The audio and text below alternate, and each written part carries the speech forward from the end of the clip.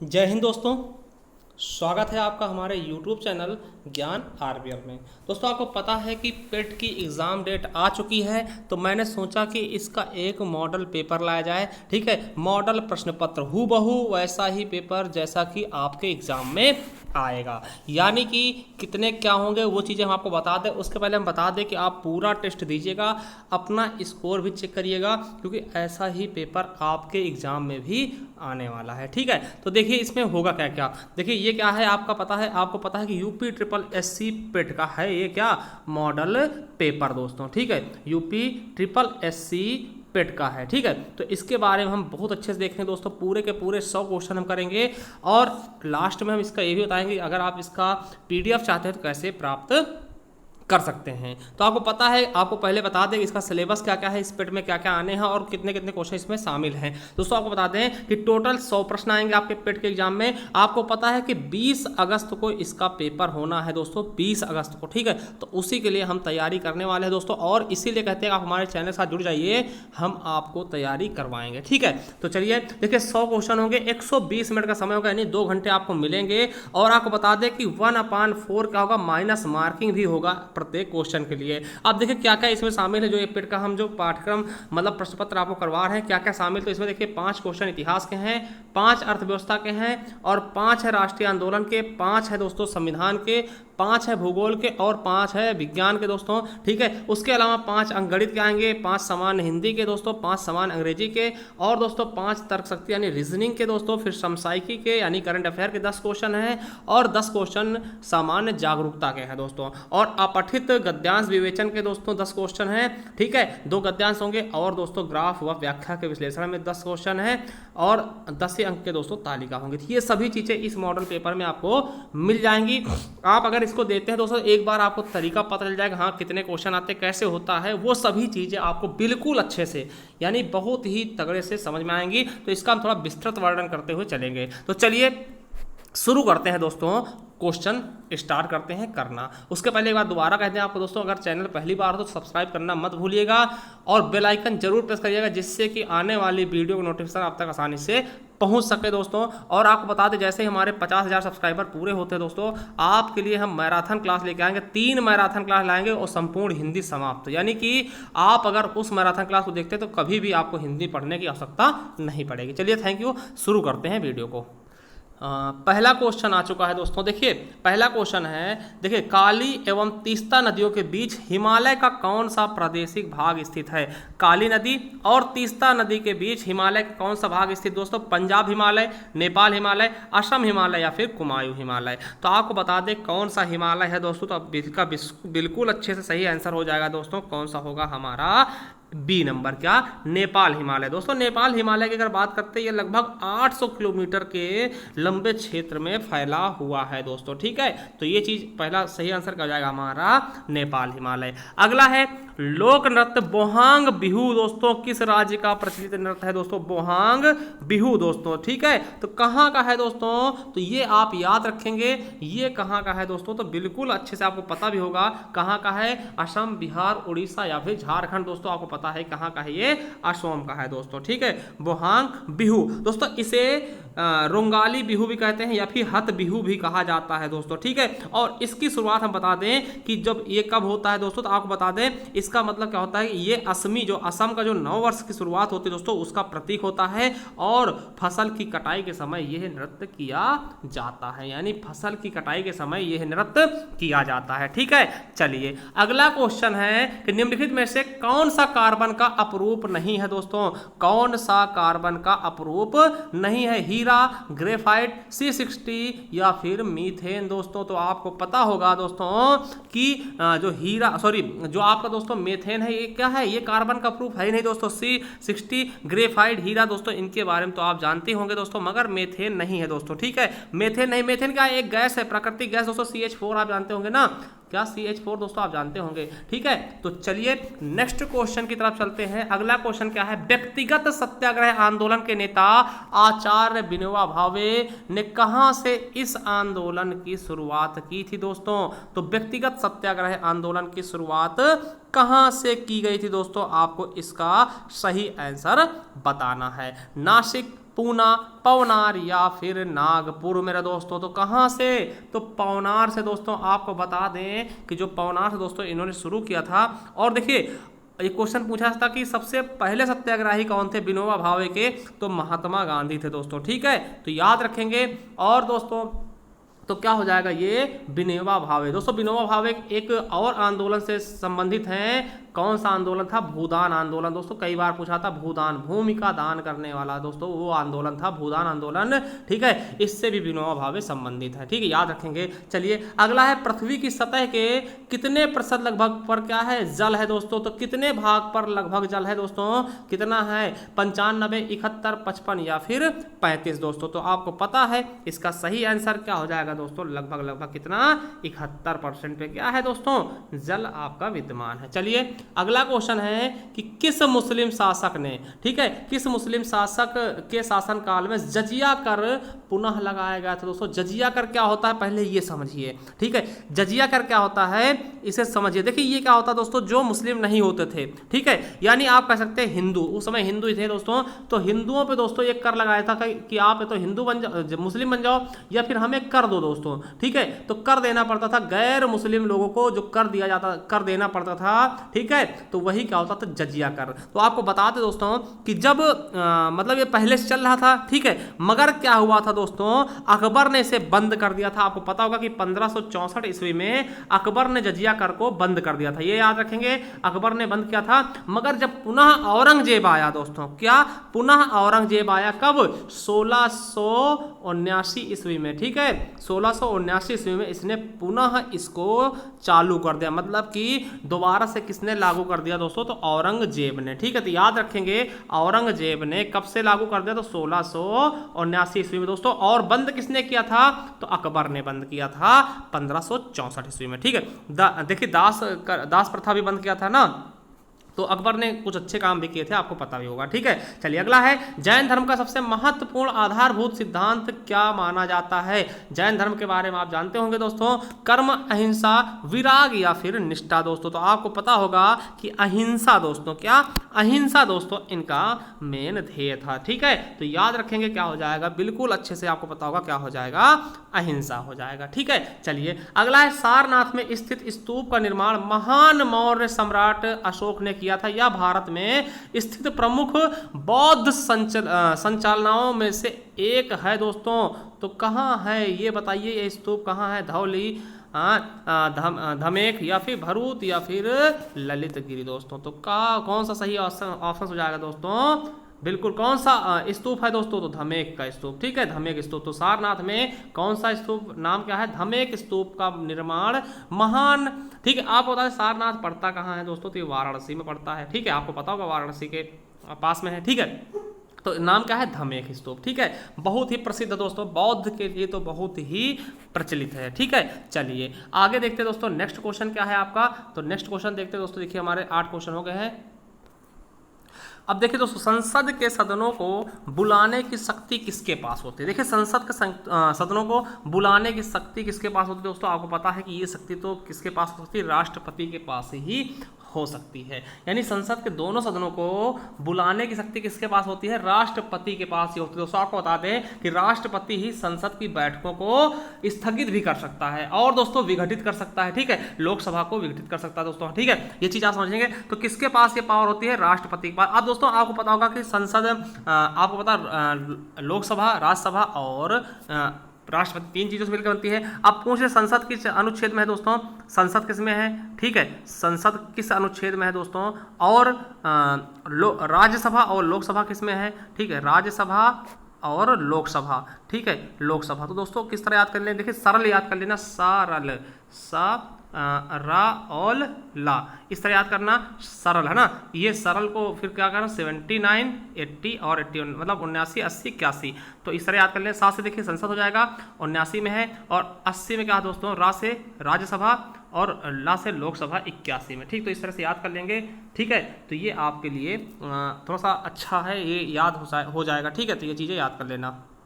चलिए अगला क्वेश्चन है, मेंडलीव अपनी आवर्त सारणी में की सही स्थिति प्रदान नहीं कर सका। दोस्तों किसकी सही स्थिति प्रदान नहीं करता, एक ऐसा था जिसका सही से स्थगित नहीं कर पाया दोस्तों, किसका, हाइड्रोजन का। दोस्तों आपको पता है कि H जो है दोस्तों हाइड्रोजन, दोस्तों ये सही से स्थिति इसकी नहीं बना पाए थे। ठीक है, चलिए अगला क्वेश्चन है, निम्नलिखित में से किस पदार्थ का उड़ीसा की बादाम पहाड़ खानों में खनन किया जाता है। दोस्तों तो कहाँ, बादाम पहाड़ खान जो है दोस्तों उड़ीसा के किसके लिए फेमस है दोस्तों। ठीक है, इसके किस पदार्थ के लिए, तो दोस्तों आपको बता दें हेमेटाइट के लिए। किसके लिए दोस्तों, हेमेटाइट के लिए ये फेमस है दोस्तों। ठीक है, बादाम पहाड़ किसके लिए, हेमेटाइट के लिए दोस्तों। और बताते हैं कि उड़ीसा दोस्तों भारत के लौह अयस्क उत्पादन में तीसरा स्थान रखता है। ठीक है, तो ये चीज आप याद रख लेंगे। ठीक है, चलिए अगला क्वेश्चन क्या है कि उच्चतम न्यायालय के पहले न्यायाधीश का नाम बताइए जिनके खिलाफ स्वतंत्र भारत में संसद में महाभियोग प्रस्ताव पेश किया गया था। दोस्तों तो कौन है वो,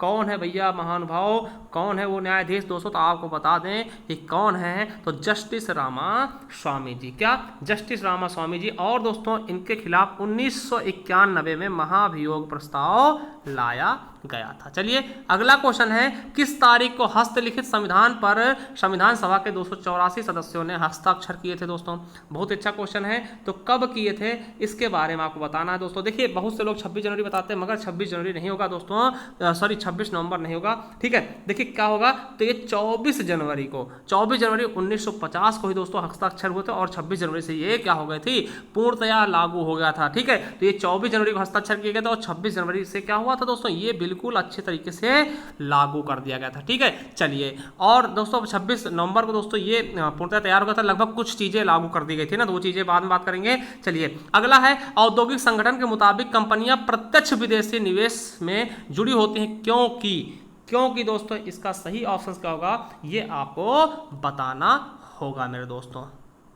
तो दोस्तों इसका बिल्कुल सही आंसर क्या होगा, पूंजी की लागत में अंतर है, या फिर स्थानीय कंपनी का पूर्ण स्वामित्व देश को नुकसान पहुंचा सकता है, बिल्कुल नहीं। कुछ संपत्ति स्थानीय नियंत्रण से ज्यादा विदेशी नियंत्रण में अधिक मोल की होती है, तो बिल्कुल सही दोस्तों हमारा सी ऑप्शन बिल्कुल सही हो जाएगा। ठीक है, चलिए अगला क्वेश्चन देखते हैं। नेक्स्ट क्वेश्चन क्या है हमारा, अगला क्वेश्चन आ गया दोस्तों, देखिए बहुत अच्छा क्वेश्चन है, संविधान सही है कि राज्यसभा के पदेन सभापति हैं। दोस्तों राज्यसभा के पदेन सभापति कौन होते हैं दोस्तों, बहुत अच्छा क्वेश्चन है। आपको पता है कि राज्यसभा के जो पदेन सभापति होते हैं दोस्तों वो कौन होते हैं, आपको पता होगा उपराष्ट्रपति। क्या, उपराष्ट्रपति दोस्तों। और इसी बता दें कि ये राज्यसभा का सदस्य नहीं होता, फिर भी दोस्तों उसका क्या होता है, पदेन होता है। क्या, पदेन होता है, आपको पता आर्टिकल 64 के अनुसार ना, तो इसी समझिएगा। और इस समय अगर पूछ लिया जाए, क्या इस समय अगर पूछ लिया जाए कौन है, तो वेंकैया नायडू जी हैं दोस्तों। क्या है, वेंकैया नायडू जी। तो हमारा सही ऑप्शन क्या जाएगा, डी नंबर, भारत के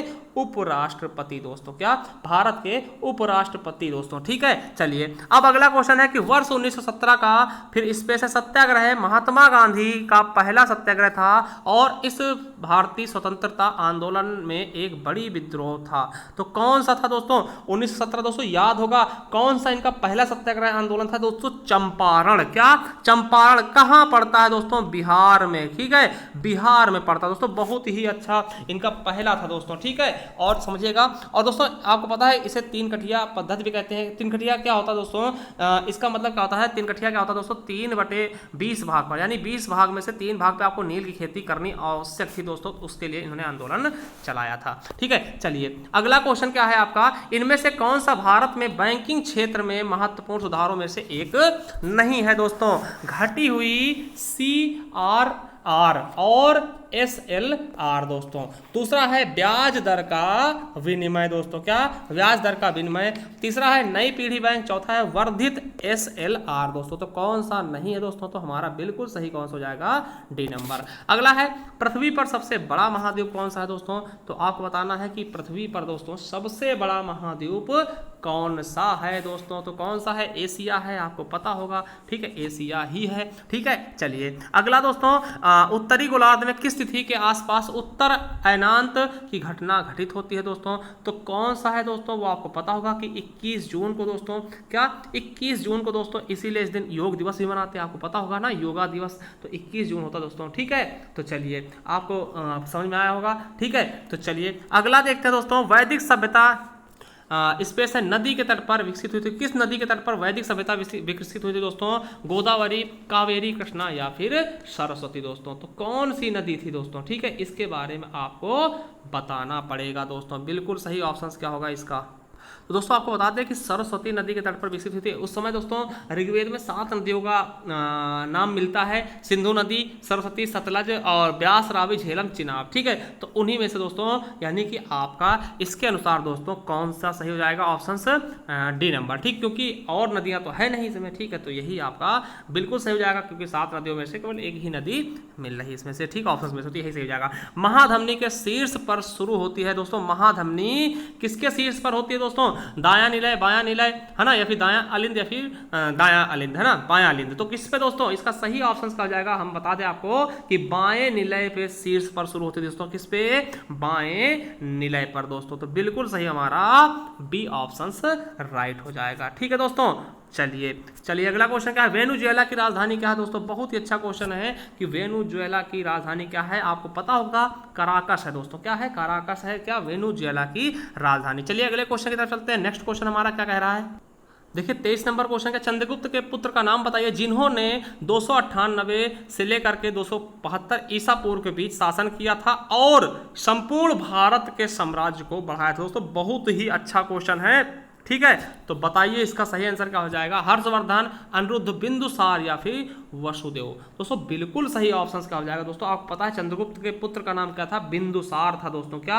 बिंदुसार था दोस्तों। ठीक है, और दोस्तों आपको पता है इसे ही यूनानी लेखक क्या कहते थे दोस्तों? अमित्रघात बोलते थे। क्या? अमित्रघात बोलते थे, तो याद रखेंगे। चलिए अगला क्वेश्चन क्या है? भारतीय संविधान के किस मौलिक अधिकार में कहा गया है कि मानव व्यापार, जबरन श्रम और 14 वर्ष से कम आयु के बच्चों को मजदूरी पर रखना अपराध है दोस्तों? ये तो आपने पढ़ा होगा। ठीक है, तो किसमें कहा गया? समानता का अधिकार, स्वतंत्रता का अधिकार, शोषण का अधिकार या फिर धार्मिक स्वतंत्रता का अधिकार दोस्तों। तो बिल्कुल सही ऑप्शन क्या हो जाएगा दोस्तों? ये किसी न किसी तरह के शोषण किया जा रहा है किसी का ना, उसको बेचा जा रहा है, बच्चे से उसका शोषण किया जा रहा है, उसकी जिंदगी को छीना जा रहा है, मतलब क्या हो जाएगा? शोषण के विरुद्ध अधिकार दोस्तों। ठीक है, शोषण के विरुद्ध अधिकार आपको पता है अनुच्छेद 23 से 24 में वर्णित है दोस्तों। ठीक है, अनुच्छेद 23-24 में पढ़ता नहीं है, अनुच्छेद 23 और 24 पढ़िएगा, उसमें आपको ये मिल जाएगा। चलिए अगला क्वेश्चन देखते हैं कि दाब के एसआई मात्रक को क्या कहते हैं दोस्तों? तो दाब के एसआई मात्रक को क्या कहते हैं? इसका बिल्कुल सही ऑप्शन आपका क्या होगा? न्यूटन, वेबर, पास्कल या फिर हेनरी दोस्तों। तो हमारा 25 का बिल्कुल सही ऑप्शन क्या हो जाएगा?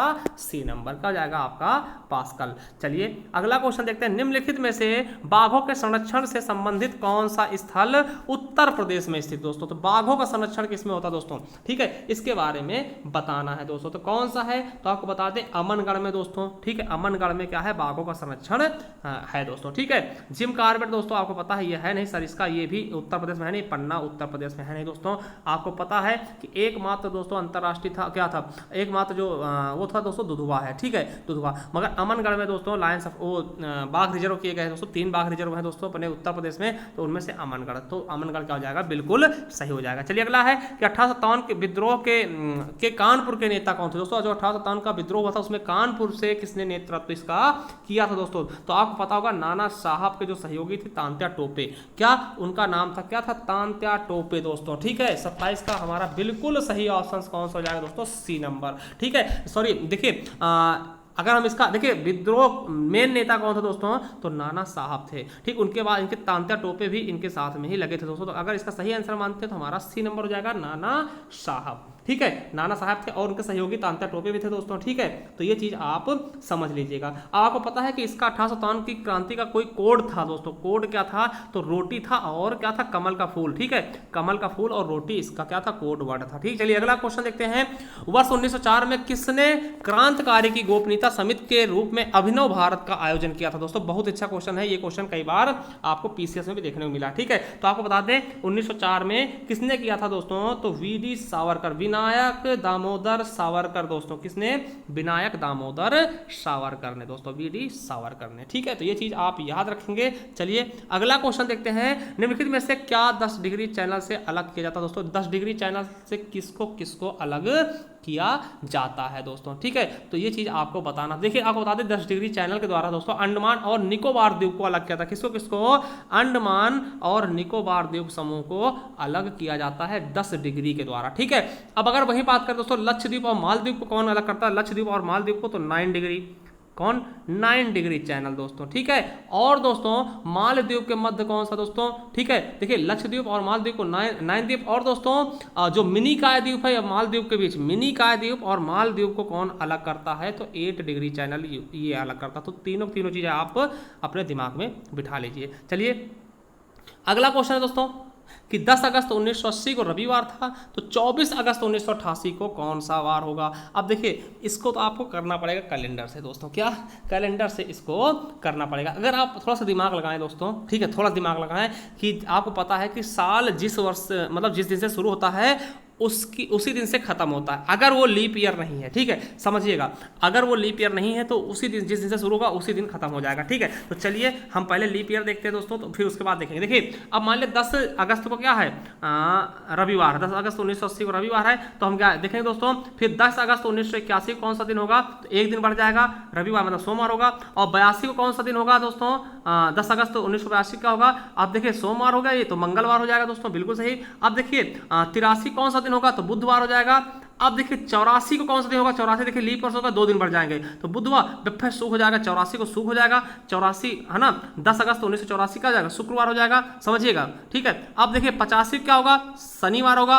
86 होगा रविवार। ठीक है, 87 होगा सोमवार। ठीक है, अब 88 फिर 4 से कट जाएगा, इसीलिए 2 दिन बढ़ा देंगे, तो सोमवार के बाद मंगलवार बुधवार हो जाएगा। ठीक है, 88 का हो जाएगा बुधवार हो जाएगा। ठीक, अब समझिएगा, यानी हम देख चुके हैं कि 10 अगस्त 1988 को बुधवार, समझिएगा 10 अगस्त 1988 को क्या है? 10 अगस्त 1988 को क्या है? बुधवार है, बुधवार। ठीक है, 10 अगस्त 1988 को क्या है? बुधवार। तो 24 अगस्त को क्या होगा? देखिए 10 को बुध है, ठीक समझिएगा, तो 17 को बुध होगा, और 17 को बुध है तो फिर 10 में देखिए 7 जोड़िए तो 7 वही सेम आएगा, तो 17 को बुध होगा, फिर 17 को बुध है, फिर 17 में 7 जोड़िएगा, 17 7 24, फिर 24 को भी बुधवार हो जाएगा। तो बिल्कुल सही ऑप्शन क्या होगा? 24 अगस्त 1988 को क्या होगा?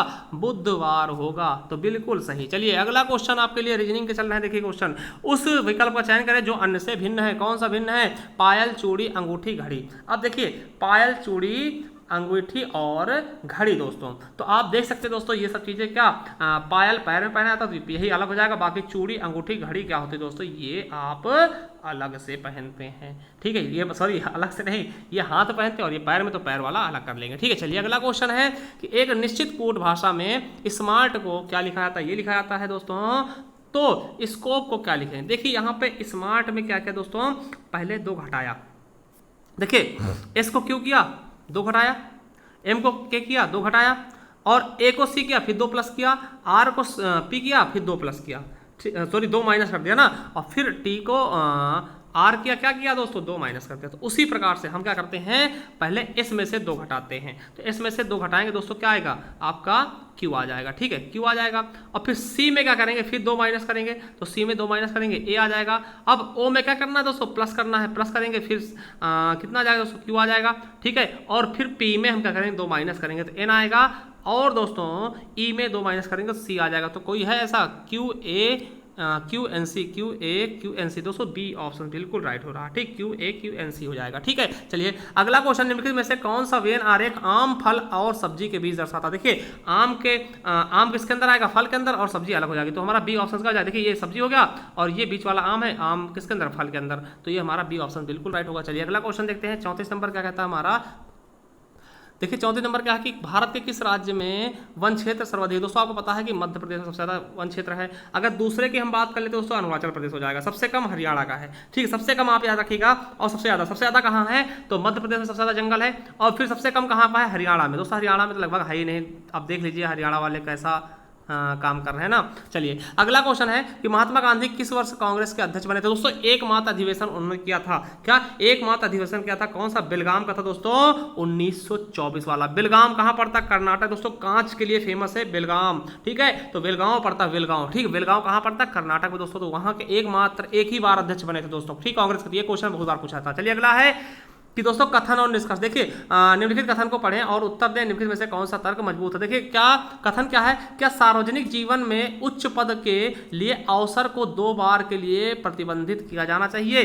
ठीक है, कह रहा कि क्या 2 बार के लिए मतलब प्रतिबंध किया जाना चाहिए, मतलब है ना, प्रतिबंधित कर दिया जाए कोई सरकारी मतलब ऊंचे पद पे आप 2 बार अवसर मिले उसके बाद क्या प्रतिबंधित किया जाना चाहिए। तो पहला तर्क क्या कहता है, तर्क समझिएगा, ठीक, कौन सा तर्क ज्यादा मजबूत है उस पर आपको बल देना है। तर्क कहता है हाँ, अन्य सक्षम प्रतियोगी को भी अवसर दिया जाना चाहिए। मतलब कह रहा कि हाँ भैया किसी को 2 बार न दो, अन्य को भी मौका दिया जाना चाहिए। ठीक है, अन्य को मौका दो। ठीक है, दूसरा कह रहा है कि नहीं प्रतिभाशाली व्यक्ति लोगों की सेवा करने के लिए अवसर से वंचित होंगे। दोस्तों आपको बता दें कि यहाँ पे भैया एक सही कह रहा है कि हाँ भैया अन्य सक्षम व्यक्तियों को भी, अन्य सक्षम प्रतियोगी को भी अवसर दिया जाना चाहिए। तो बिल्कुल सही है भैया कि कोई अगर सक्षम है तो उसको देना चाहिए ना। तो हमें ऐसा लग रहा है कि हमारा केवल और केवल तर्क नंबर 2 क्या है, बिल्कुल स्ट्रांग है। ठीक है भैया, सबको अवसर मिलना चाहिए। ठीक है, ऐसा नहीं कि किसी का, है ना। चलिए अगला क्वेश्चन है कि निम्नलिखित में से किस ट्रेन का नाम बदलकर नेताजी एक्सप्रेस कर दिया गया। किसका नाम बदला गया दोस्तों,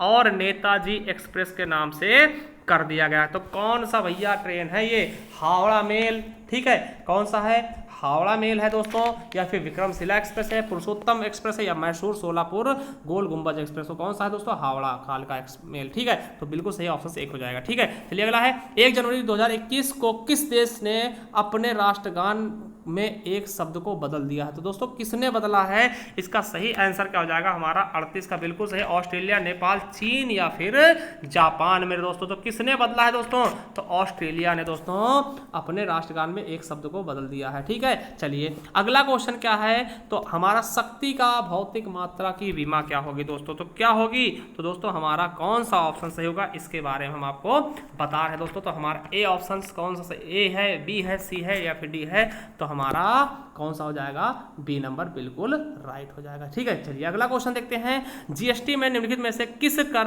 राज्य को शामिल किया गया था। ठीक है, तो कौन सा है, चुंगी, संपत्ति कर, आयकर या फिर स्टाम्प शुल्क दोस्तों। तो किसको, तो दोस्तों आपको बता दें जीएसटी में चुंगी को दोस्तों शामिल किया गया था। यह एक प्रकार का राज्य कर होता है जो राज्य द्वारा ही लगाया और वसूला जाता है। ठीक है, चलिए अगला है कि विश्व स्वास्थ्य दिवस कब मनाया था दोस्तों। तो आपको पता होगा कि 7 अप्रैल को मनाते हैं दोस्तों। ठीक है, 7 अप्रैल को मनाते हैं दोस्तों। ये WHO द्वारा घोषित किया गया था। कब से दोस्तों मनाया जाता है, तो ये भी आपको याद ही रख लेना चाहिए। कब से दोस्तों, तो 7 अप्रैल 1948 से। कब से दोस्तों, 7 अप्रैल 1948 दोस्तों। ये कई बार पूछा भी गया। ठीक है, चलिए अगला है, निम्नलिखित में से कौन सा राज्य भारत में खाद्यान्न का सबसे बड़ा उत्पादक है। सबसे ज्यादा उत्पादन कौन करता है खाद्यान्न के रूप में दोस्तों, तो भारत में। ठीक है, तो कौन सा दोस्तों, इसके बारे में आपको बताना है। तो देखिए अगर हम बात करते हैं दोस्तों तो खाद्यान्न के मामले में, ठीक है, तो खाद्यान्न के मामले में दोस्तों तो आपका उत्तर प्रदेश हो जाएगा पहले नंबर पर। ठीक है,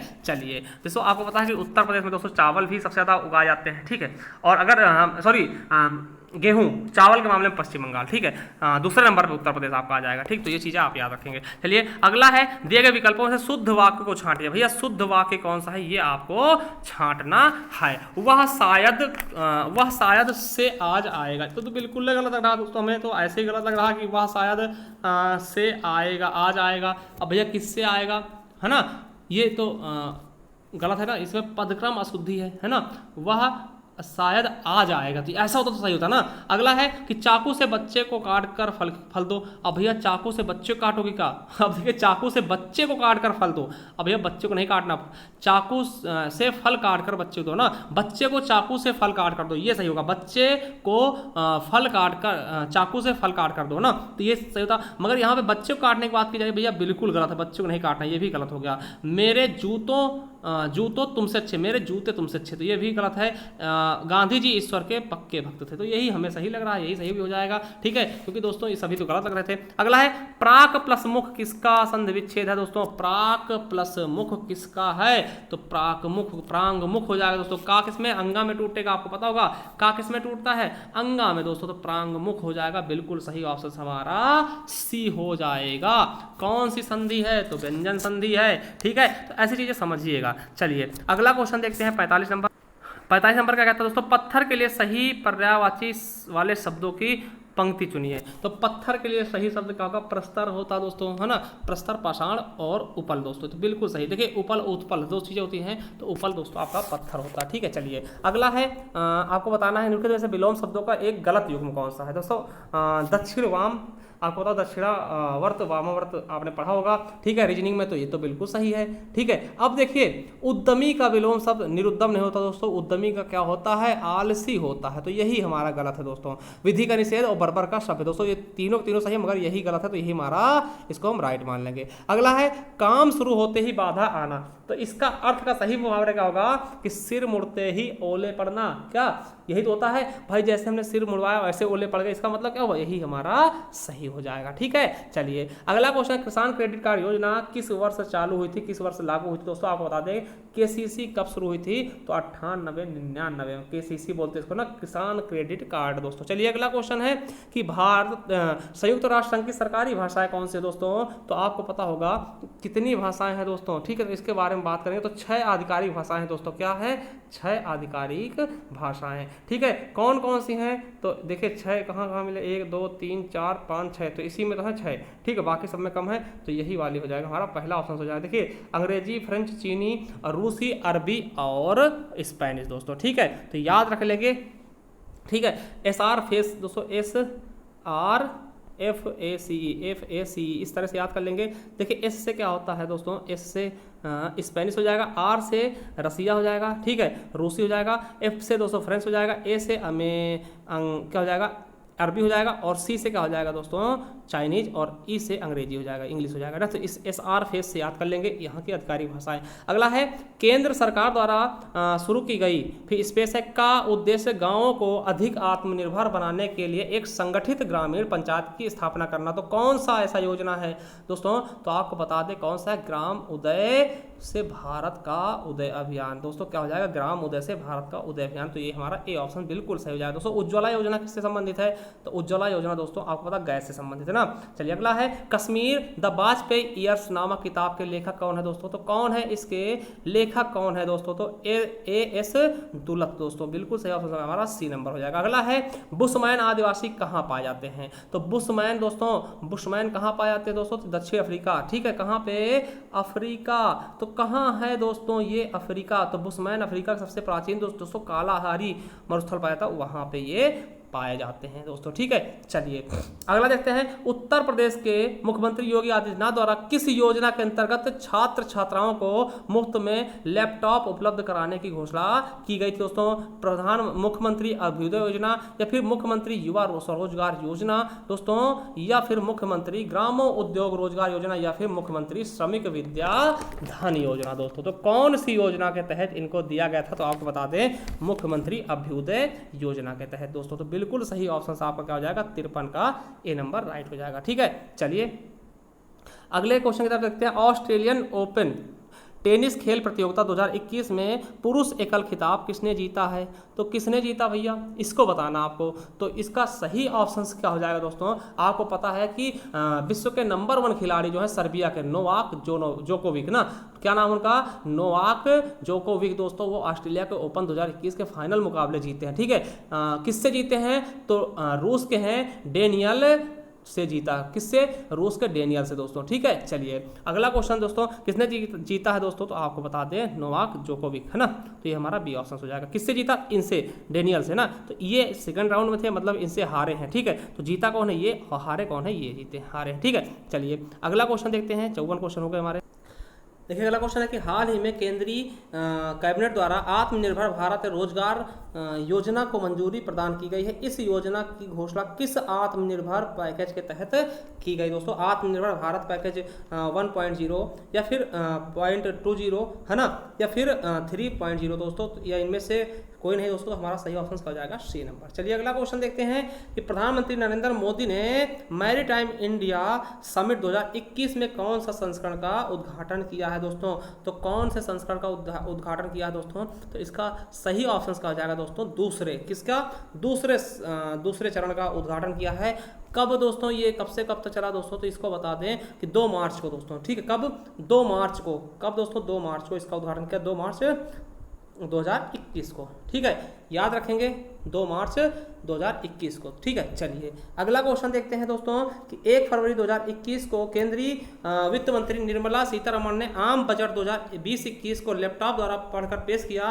बजट के इतिहास में यह पहली बार जब संपूर्ण बजट डिजिटल फॉर्म में उपलब्ध किया गया। इस बजट को कोई भी व्यक्ति किस ऐप में देख सकता है दोस्तों? ये क्वेश्चन आपके लिए मोस्ट से भी मोस्ट इंपॉर्टेंट हो सकता है। इसको आप क्या करिए, नोट कर लीजिएगा दोस्तों, क्योंकि ये क्वेश्चन आपके लिए बहुत ही ज़्यादा इंपॉर्टेंट हो सकता है। तो किसमें, budget app, union budget app या फिर सेंट्रल बजट ऐप, या फिर उपयुक्त में से कोई नहीं दोस्तों, तो यूनियन बजट ऐप पे। ठीक है, और आपको बता दें उत्तर प्रदेश पहला ऐसा राज्य बचा है जिसने डिजिटल बजट पेश किया, ठीक है ना। इसी तरीके से तो उत्तर प्रदेश डिजिटल बजट पेश करना पेपरलेस है ना।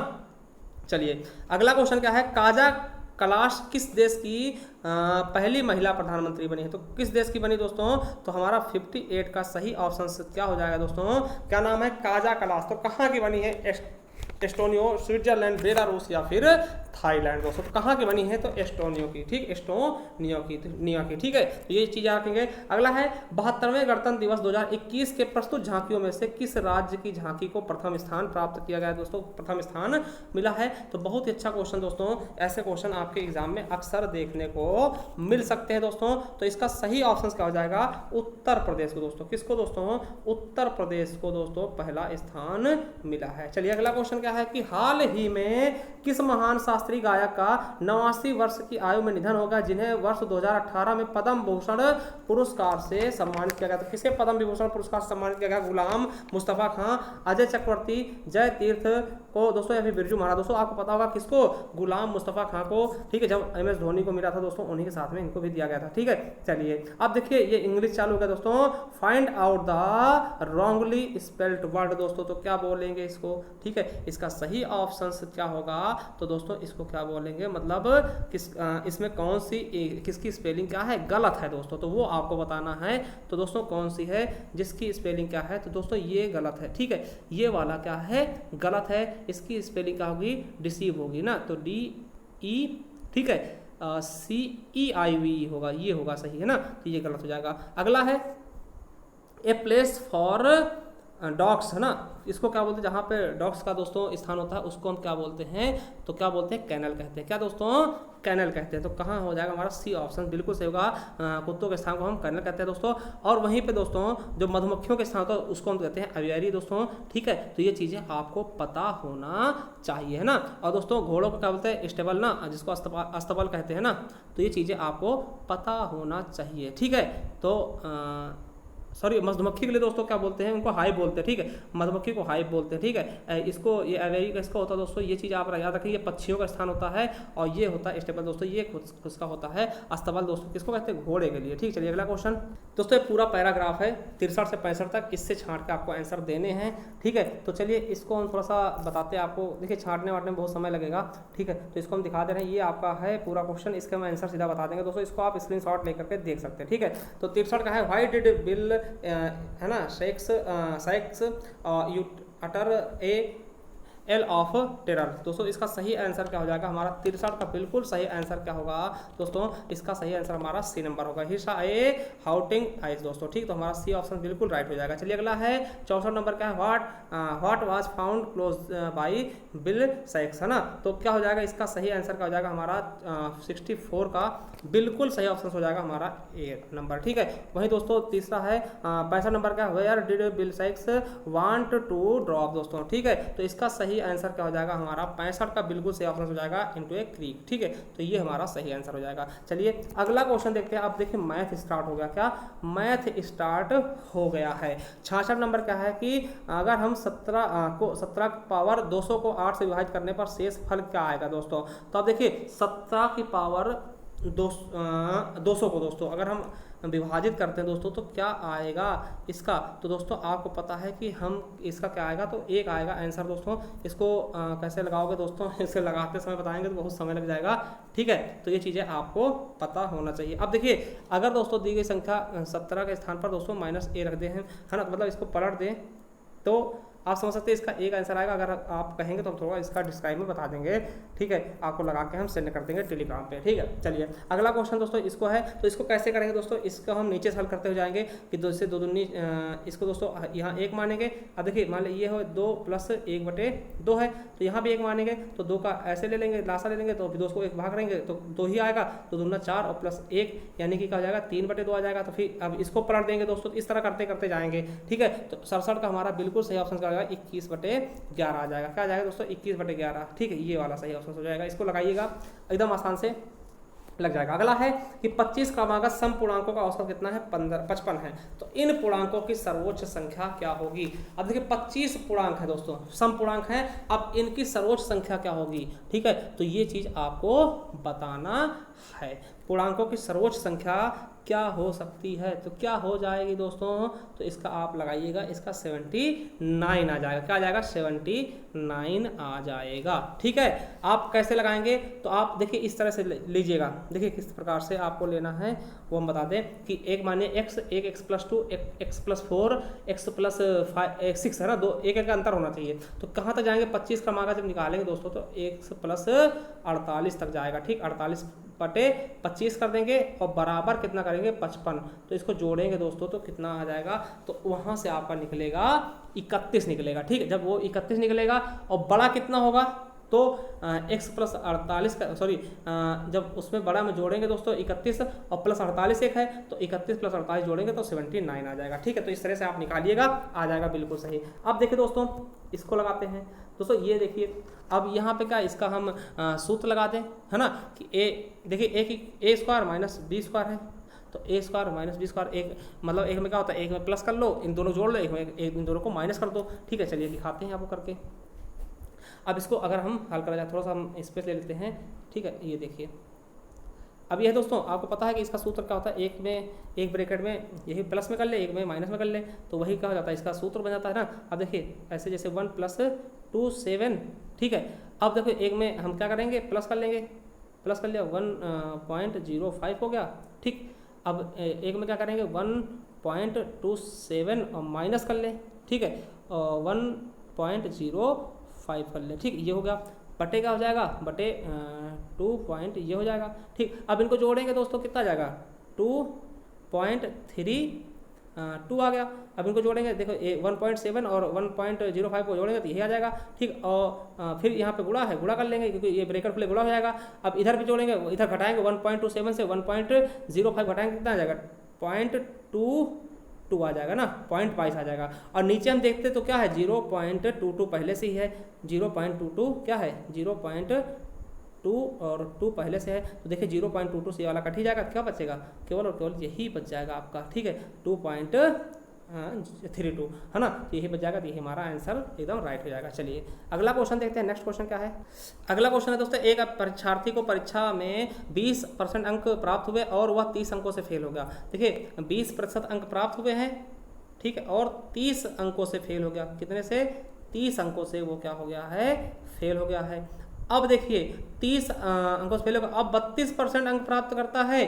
32% अंक जब वो प्राप्त करता है दोस्तों तो उसके साथ में क्या होता है कि वो 42 अधिक पा जाता है, 42 अंक अधिक पा जाता है। तो आप देखते हैं दोस्तों यहाँ पे केवल परसेंटेज का अंतर कितना है, कितना का अंतर है दोस्तों, तो मुश्किल से 12 का अंतर है। और यहाँ पे नंबर का अंतर कितना होगा दोस्तों, ये नंबर का अंतर कितना होगा 72 का, ठीक है। नंबर का अंतर कितना है तो 40 और 30 दोस्तों, यहाँ पे माइनस में प्लस में आएगा दोस्तों, दोनों जोड़ देंगे तो क्या हो जाएगा 72 का हो जाएगा, ठीक है। और 12% का अंतर है, 72 का अंतर दिखा रहा है, तो 12 छंग 72 यानी 1 की वैल्यू कितनी 6 हो जाएगी दोस्तों। तो अगर हम पूर्णांक की बात करते हैं दोस्तों, पूर्णांक कितने का होता है हमेशा 100 का, ठीक है। तो 6 × 100 करेंगे 600 हो जाएगा, ठीक है। नंबर कितने हो गए 600।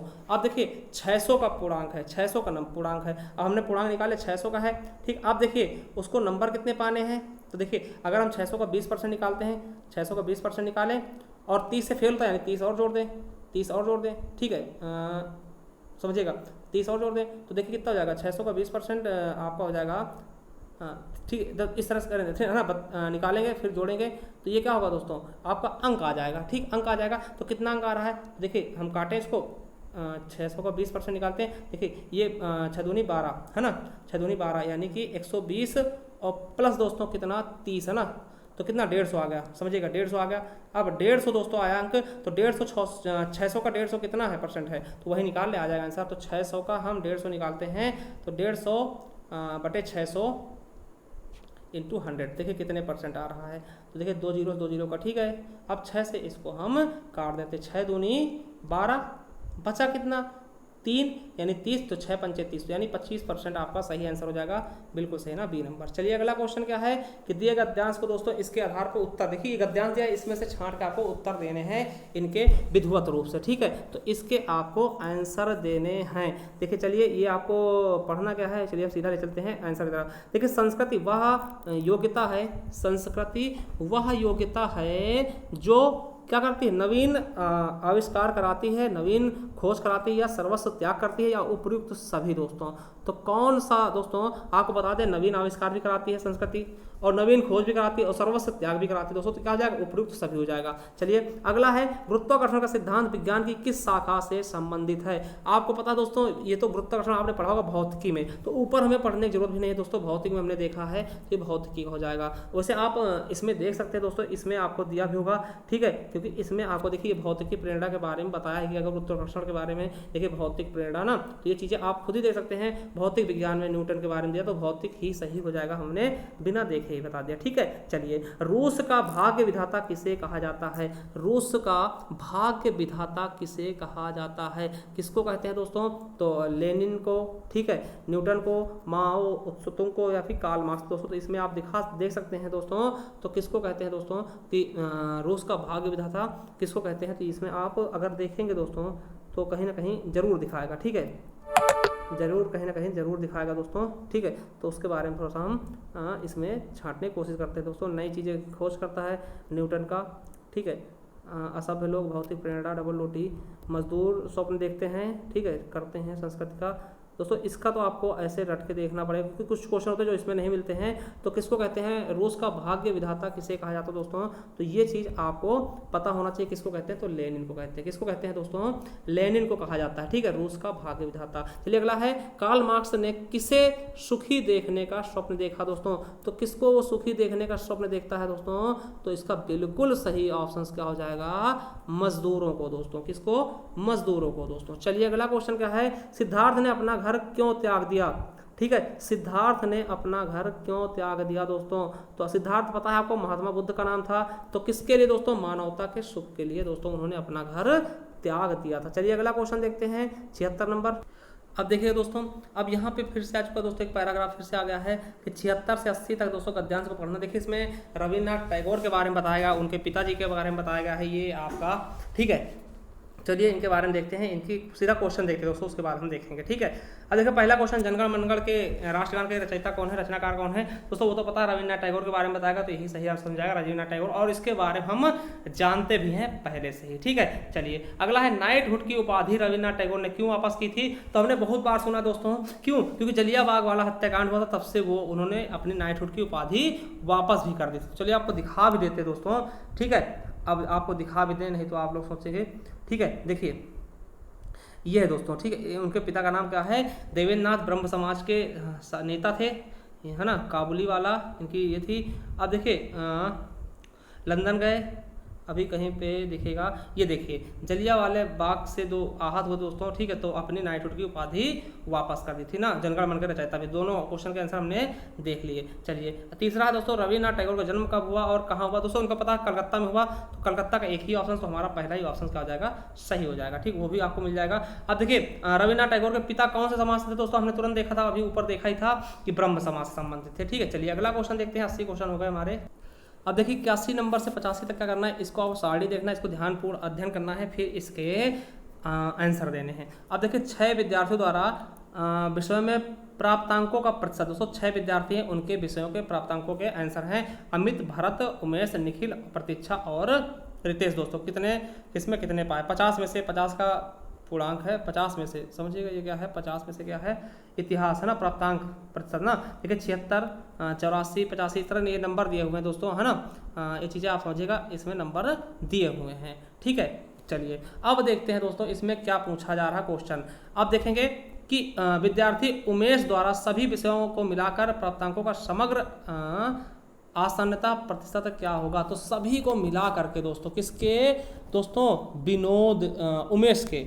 तो उमेश दोस्तों कहाँ पे है, पहले सबसे पहले देखते हैं, ये उमेश है भैया, ये क्या है, यही उमेश है, ठीक है। तो अब देखिए समझिएगा ये तो इसको हम देखिए इतिहास में कितने हैं 50%, तो यहाँ हम लगाते हैं उमेश का। देखिए उमेश का है पहला क्या है 84 नंबर, सॉरी 82 पाया है, कितने में से 50 है ना, 50 क्वेश्चन में से ना, क्वेश्चन 50 है, तो देखिए इसमें 50 कर लेंगे, ठीक, 82 50 और बटे कितने करेंगे 100 कर लेंगे, ठीक, 82 गुणे 50 बटे 100। अब देखिए फिर दूसरे प्लस कर लेंगे, फिर क्या है, फिर 50 में से 67 है तो 50 गुणे 67 कर लेंगे और बटे 100 कर लेंगे, समझिए। फिर क्या है दोस्तों 92 गुणे ये क्या है 150, तो 150 92 गुणे 150 बटे 100 करेंगे, ठीक है। फिर क्या है 87 बटे 100 गुणे बटे 100 कर लेंगे, गुणे 100 बटे 100। फिर क्या है 69 और गुणे 75 और बटे 100 कर लेंगे। फिर क्या है 76 और बटे 75 बटे 100 गुणे 75 बटे 100 कर लेंगे। दोस्तों इसको हल करेंगे तो हमारा बिल्कुल सही ऑप्शन का हो जाएगा 80% दोस्तों, ठीक है, 80%। यानी आपको करना क्या है कि इनको लेना है, इसके साथ में गुणा ये करना है 50 और फिर बटे 100 करना है, ठीक है।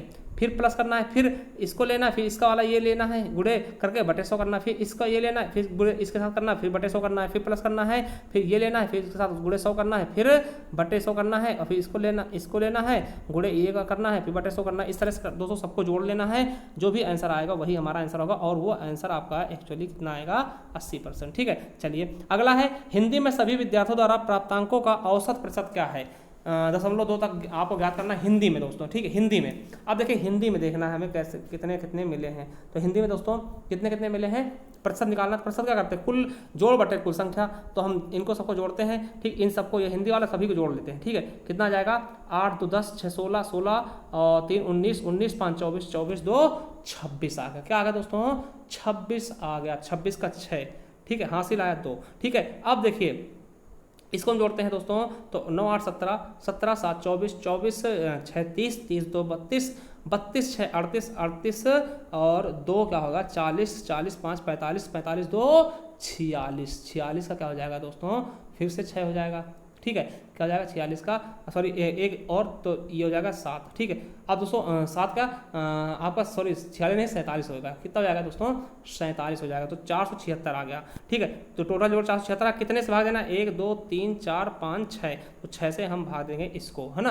तो कितनी बार जाएगा, देखिए 7 42, तो 7 बार गया, 7 42 हो गया, 7 बार गया। और फिर दोस्तों 42 कितना बचा यहाँ पे, तो 5 बता 56 हो गया। तो अब देखिए दोस्तों 7 8 56 6 9 54, तो 9 बार जाएगा, ठीक। तो 79 है ना, 79.33% आ जाएगा, कितना आएगा 79.33% आ जाएगा। तो ऐसा कोई आंसर है 79.33, बिल्कुल सही है। अब देखिए पूछ रहा है गणित में सभी विद्यार्थियों का औसत प्राप्तांक क्या होगा। गणित में दोस्तों औसत प्राप्तांक क्या होगा। अब देखिए गणित में पूछा है, अब फिर से हम गणित के पास चलेंगे, देखिए समझिएगा गणित के पास चलेंगे। अब दोस्तों गणित वाला ये जोड़ना 69 जोड़ना 85 जोड़ना, यही है ना, समझिएगा यही है। तो इसे जोड़िएगा 69 85 92 78 और 64 और 88, ठीक, इसको जोड़ना है, ठीक है। तो इसको जोड़ेंगे दोस्तों गणित वाला, तो दोस्तों कितना आएगा, ठीक है। देखिए इसमें पूछा है कि औसत प्राप्तांक, अच्छा प्राप्तांक के साथ में पूछा है, ठीक है दोस्तों। इसको अगर हम जोड़ते हैं तो टोटल कितना हो जाएगा, और उसको आपको गुणा भी करना है, ठीक है। प्राप्तांक पूछा है, औसत प्राप्तांक के साथ में पूछा है, ठीक है। यहाँ पे देखिए उसमें औसत अंक पूछा था, इसमें औसत प्राप्तांक के साथ पूछा है। तो क्या करें, इनका जोड़ेंगे, तो जोड़ कितना आएगा वो हम आपको बता दें दोस्तों, तो 476 आएगा, कितना आएगा 476। अब क्या करेंगे, 476 जोड़ आ गया। अब आपको पता है कि हम कितनी है, तो 6 से भाग करते थे, यही करते थे, ठीक है। मगर दोस्तों अब औसत प्राप्तांक पूछा, तो दोस्तों यहाँ पे प्राप्तांक कितने का है, तो दोस्तों 150 का है। तो 150 से हम गुणा करेंगे, और दोस्तों 100 से हम क्या करेंगे, भाग भी करेंगे दोस्तों, ठीक है। तो इसको हम अगर काटेंगे, ठीक है, तो 5 से काटते 5 3 15 और 5 दूनी 10, ठीक है। अब दोस्तों हम 2 से काटते हैं, तो 2 दूनी 4 2 3 6 और 2 अट्ठे 16, ठीक है। अब इसको हम अगर 6 से काटते हैं दोस्तों, 3 अभी 3 बचा है, तो 3 दूनी 6, फिर 2 से हम काटते हैं इसको, तो 2 1 2 और 18 2 36, तो 181 आ गया लगभग 181, ठीक है। सॉरी 119 आएगा। ठीक, तो इसका सही आंसर कितना हो जाएगा 119। तो इस तरह से आप इसको भी लगा लेंगे, गणित वाला क्या आ जाएगा 119 आ जाएगा। ठीक है, चलिए अगला है कि उसी तरह से आपको लगाना सभी विद्यार्थियों के द्वारा भूगोल में प्राप्तांक औसत प्राप्तांक निकटतम पूर्ण संख्या तक आपको निकालना है। भूगोल वाला देखना है, वो भी औसत प्राप्तांक से निकालना है। ये भी देखिए समझदार वाली बात। तो भूगोल ये सब हम इनको जोड़ेंगे, भूगोल के लिए इनको जोड़ेंगे दोस्तों। ठीक है, अब भूगोल इनका जोड़ कितना आएगा, ठीक है, तो क्या आ जाएगा दोस्तों आपको बताना है। तो कितना आ जाएगा 470। ठीक, 470 आ गया। ठीक है, 470 आ गया। अब देखिए 470 में क्या करेंगे हम 50 से गुणा करेंगे, 50 से गुणा करेंगे। अब देखिए कितने हैं टोटल, 6 हैं, 6 से भाग करें और 100 से भी भाग हमें करना पड़ेगा। तो 50 दूनी 100 हो जाएगा। ठीक, अब देखिए, ठीक, अब इनको काटेंगे दोस्तों हम। ठीक है, तो काटेंगे हमारा कितना आंसर आएगा। तो आपका अब इनको भाग करिएगा 12 से 470 को भाग करेंगे दोस्तों, तो हमारा कितना आ जाएगा 39 पॉइंट के लगभग दोस्तों, 39.16। ठीक है, 39.16 आ जाएगा। ये आंसर आप लोग कर लीजिए। थोड़ा सा इसमें काटने पीटने में थोड़ा दिक्कत होती है। ठीक है, तो ये चीज़ आप समझ सकते हैं, 39.16 ये सही आंसर हो जाएगा। अगला है रितेश द्वारा सभी विषय को मिलाकर प्राप्तांकों का योग क्या होगा। सभी विषय को अगर मिला लेते हैं रितेश द्वारा प्राप्तांकों का योग क्या होगा, तो आपको बता दें, आप लोग करिएगा वैसे।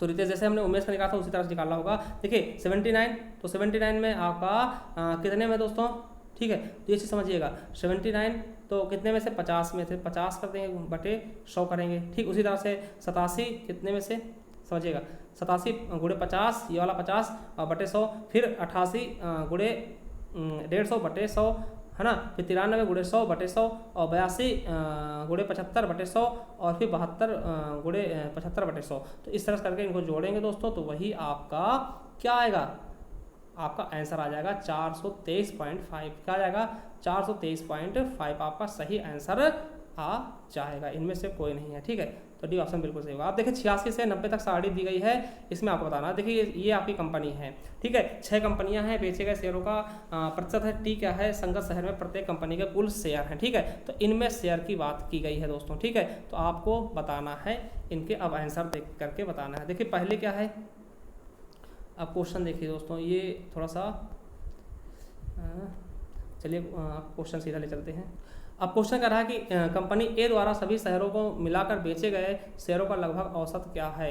दोस्तों सभी शहरों के औसत जो बेचे गए हैं दोस्तों, उनका औसत क्या है। तो हम सभी शहरों के सभी जो शहर के दोस्तों जो शेयर थे दोस्तों, ठीक है, उनके हम औसत क्या निकालेंगे, कैसे निकालेंगे तो आपको बता दें। चलिए निकालते हैं। कंपनी ए द्वारा सभी शहरों में मिलाकर बेचे गए शेयरों का औसत क्या होगा। तो देखिए चलिए दिखाते हैं। देखिए दोस्तों कंपनी ए हमारी ये रही। ठीक है, ये कंपनी है। तो ए द्वारा सभी शहर के और देखिए जोड़ेंगे 45, 56, 62, 65 और ये 60 दोस्तों। ठीक है, तो इनको सबको जोड़ के और 5 से भाग कर देंगे क्योंकि 5 ही लोग हैं दोस्तों। वही आपका क्या आता है, एवरेज आता है 288 आ जाएगा। इनको जोड़ेंगे, ठीक, 288 बटे हम 5 जैसे करते हैं दोस्तों। ठीक है, तो आपको कितना आ जाएगा, लगभग 57.6%। क्या 57.6%। तो हमारा 57.6% आंसर आ जाएगा दोस्तों। 57.6 है नहीं इसमें, तो 57 है, तो हम यही 57 वाले पे ही चले जाएंगे, सही ऑप्शन। ठीक है, चलिए अगला है कि कंपनी ए और एवं बी को मिलाकर दिल्ली में बेचे गए शेयरों एवं कंपनी ई एवं एफ द्वारा उसी शहर में बेचे गए शेयरों की संख्या के बीच क्रमशः अनुपात क्या होगा। ठीक है, तो आप जब देखेंगे इनको कैसे निकालेंगे दोस्तों, दिल्ली में बेचे गए। ठीक है, दिल्ली में बेचे गए तो दोस्तों दिल्ली वाले हम निकालेंगे। ठीक, दिल्ली वाला ले लेंगे। ठीक है, और उनके बीच में हम इनको निकालेंगे दोस्तों। थोड़ा सा आप कर लीजिएगा। ठीक, अगर नहीं आता तो आप कमेंट बॉक्स में कमेंट करिएगा, हम जरूर बता देंगे इसका। तो इसका अगर सही ऑप्शन आप निकालोगे तो 10:7 आएगा। तो इसको पीछे करके थोड़ा लगा लीजिएगा क्योंकि इसमें थोड़ा लगाने में बहुत प्रॉब्लम हो रही है दोस्तों। ठीक है, अब कंपनी ए बी एवं सी को मिलाकर कोलकाता में बेचे गए शेयरों की संख्या एवं कंपनी डी ई एवं एफ द्वारा उसी शहर में बेचे गए शेयरों की संख्या के बीच का अंतर क्या होगा।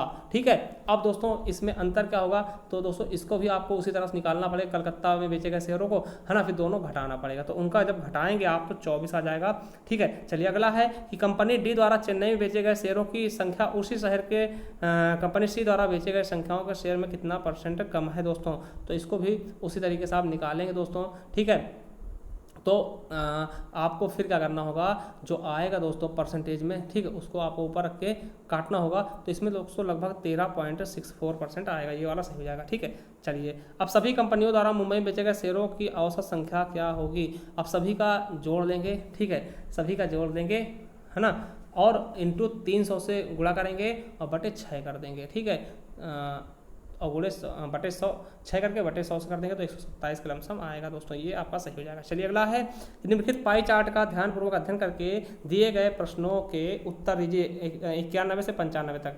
अब देखिए ये पाई चार्ट है, 2.5 लाख है लगभग, ठीक है, 2.5 लाख है, तो ए पे 40% खर्च होता है, बी पे 25 और सी पे 30 और डी पे 5%। तो ए क्या है, कच्चे माल की लागत है, बी पैकिंग का है, ठीक। अब देखिए अब हम इस पे देखते हैं पैकिंग सामग्री और कच्चे माल पर कुल मिलाकर लागत कितनी लगी। देखिए पैकिंग और कच्चे माल पर, देखिए अब हम देखते हैं पैकिंग और कच्चे माल। पैकिंग ए है, कच्चा माल बी, सॉरी बी पैकिंग है, कच्चा माल ए है, तो बी और ए दोनों जोड़ते हैं दोस्तों, कितने परसेंट हो गया, 50, 40, 65%, ठीक है, 65 हो गया। अब देखिए 65 है तो कितने लाख में, तो 2.5 लाख, कितना 250 लाख है, हाँ 250 लाख है, तो 250 का हम 65% निकालेंगे, वही आ जाएगा आपका। तो 250 का 65% अगर निकालते, परसेंट निकालने के लिए नीचे 100 कर देंगे, तो देखिए 0 0 कट ही जाएगा। अब हम इसको हम इनका दोनों को हम क्या करेंगे, गुणा कर लेंगे, ठीक है, इनका दोनों गुणा करते हैं दोस्तों, तो कितना आएगा, आप गुणा करेंगे तो दोस्तों इतना आ जाएगा, ये आ जाएगा ना 1625। अब दोस्तों बटे नीचे एक 10 भी तो है, एक अंक बाद दशमलव लग जाएगा, यानी 162.5 का जाएगा, 162.5 लाख, यही हमारा सही आंसर हो जाएगा। तो पहले का हमारा सही आंसर क्या हो जाएगा, 162.5 लाख, ठीक है। चलिए अगला क्वेश्चन देखते हैं।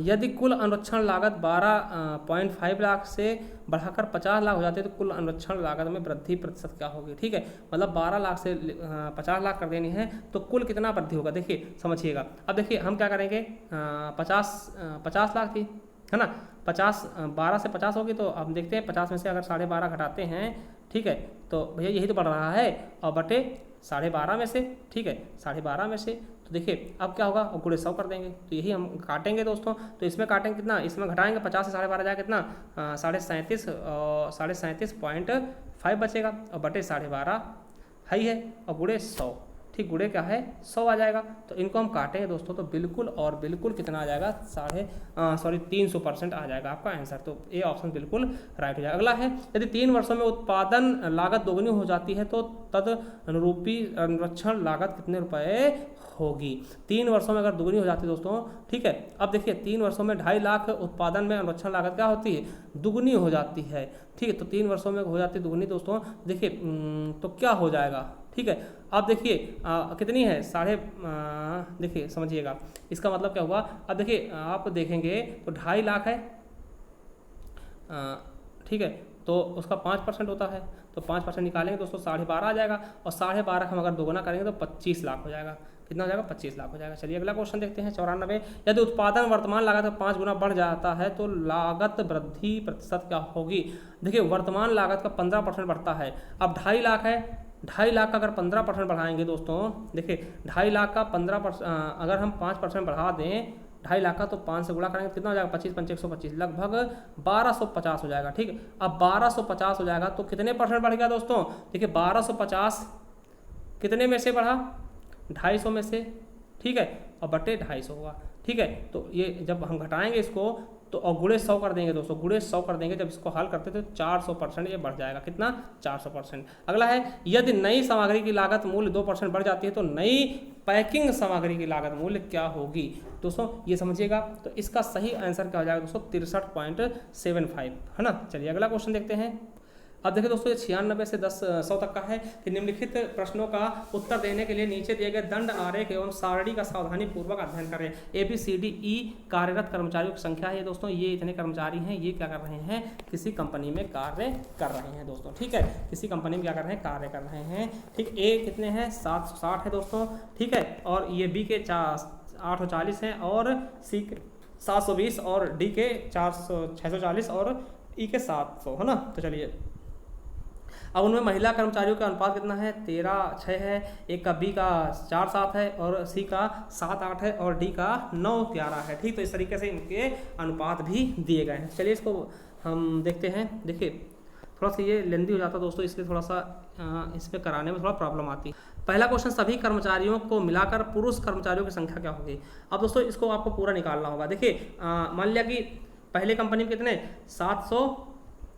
60 व्यक्ति थे ना, आप देखेंगे तो उसमें से पुरुष कितने हैं दोस्तों, तो 19 में से कितने 13 पुरुष हैं, तो क्योंकि इनका रेशियो क्या है, तो 13/19 कर देंगे दोस्तों, इसको निकालेंगे तो पहले में 520 आएंगे। इसी तरह से हर एक का निकालना पड़ेगा दोस्तों, फिर उनको जोड़ेंगे तो कितना आ जाएगा, 2048 आ जाएगा, ठीक है, 2084 आ जाएगा, ठीक है। अगला है कि सभी कर्मचारी कंपनियों को मिलाकर महिला कर्मचारियों की आसन्न औसत संख्या क्या होगी दोस्तों, तो उसी तरीके से हम महिला का निकालेंगे, ठीक है, और महिला का निकालेंगे दोस्तों, तो महिला का 315 आ जाएगा, ठीक है। चलिए अगला है कंपनी ए और सी में कार्यरत पुरुष कर्मचारियों की संख्या कंपनी बी और डी में कार्यरत महिला कर्मचारियों की संख्या से कितनी अधिक है दोस्तों। उसी तरह निकाल के दोस्तों ए सी का निकाल के दोस्तों और बी डी का निकाल के अगर हम घटाते हैं, ठीक है, क्या है क्या बोला कि कितने परसेंट अधिक है, तो घटाएंगे दोस्तों तो कितने परसेंट अधिक है, तो परसेंट आपको निकालना पड़ेगा, अंतर कितना है, कितना अधिक है, परसेंट नहीं कितना अधिक है, तो 144 आ जाएगा, ठीक है। क्योंकि दोस्तों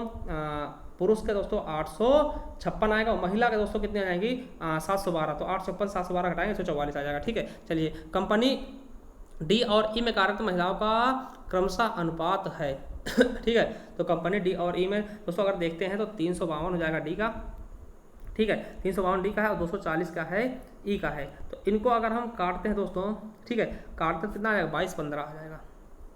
चलिए लास्ट क्वेश्चन आज का, कंपनी सी के कुल कर्मचारियों की संख्या कंपनी डी के कुल कर्मचारियों की संख्या से कितने परसेंट अधिक है दोस्तों, इसको आपको निकालना पड़ेगा। देखिए कंपनी बी का कितना है 720 है और 640, ठीक है, 640 720 640 बटे 640 रखेंगे, ठीक है, और इंटू 100 कर देंगे, तो दोस्तों इसको जब हम काटेंगे तो 12.5% आ जाएगा, कितना आएगा 12.5% दोस्तों। तो देखिए पूरे हमने 100 क्वेश्चन कर लिए हैं।